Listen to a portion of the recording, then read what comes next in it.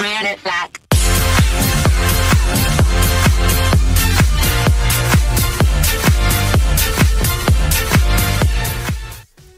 Today guys, I'm going to be giving you my top 10 tips and tricks for the new game Rules of Survival. If you like it, be sure to like, comment, subscribe, and if you do subscribe, be sure to hit the notification button so you know when I post things. Hope you enjoy.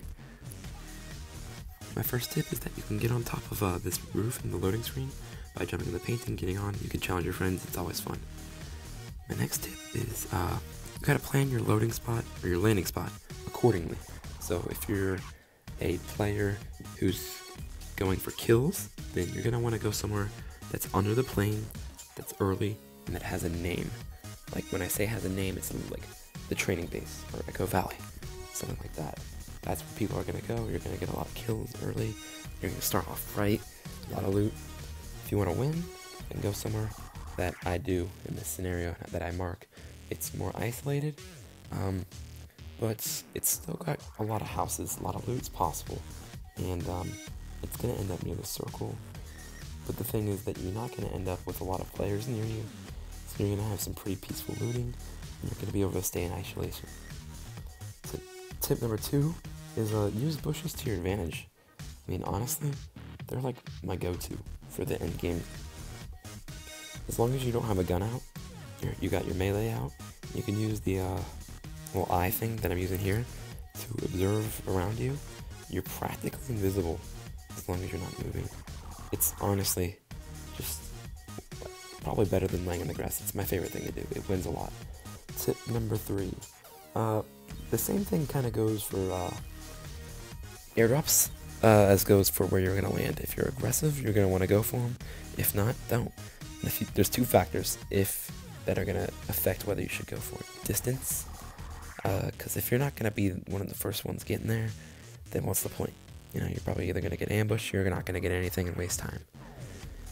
And also along with that, the circle, if it's outside of the circle, or you're trying to get to the next circle, then, you know, that doesn't coincide. And also, what goes against it is if you're already loaded, you know, what's the point?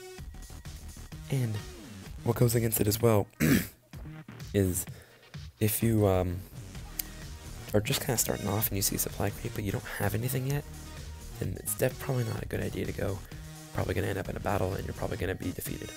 Tip number 4. This regards the loadout. My favorite loadout is the shotgun rifle. My favorite rifle is the AR-15. My favorite shotgun is the M870. It was the A12, but I recently changed because the M870 is more accurate, more damage, more range, even though it's not fully automatic. In the attachments for this, I usually like to roll with a suppressor, not a flash hider, and a 4x scope, not a 2x. I like to get a shotgun choke, a foregrip, a rifle extended quick draw mag, and a shotgun bullet loop. Tip number 5, if a door is open to a house, you know 2 things. Either someone's in there or someone's looted it. So I approach with caution, crouch, that way my feet do not show up on the radar. And then this one wasn't even looted, which leads me to another point. That one man's trash is another man's treasure. So like, the guy who looted it, even if it was looted, may have been carrying a SMG and a sniper rifle, which is not what I'm carrying. So the perfect attachments, which I just mentioned, could have been sitting in this building. But I could have looked at the door being open and said, ah, man, someone already got there first. Well, I guess I'll just move on. And ended up with missing out on something I may not have found in the end of the game, or anywhere else, at any other point in the game, which would have completely screwed me over. So, my end all is approach door open buildings with caution, but always approach them, because, I mean, you never know what they might hide. So, one man's trash is another's treasure. Tip number 6.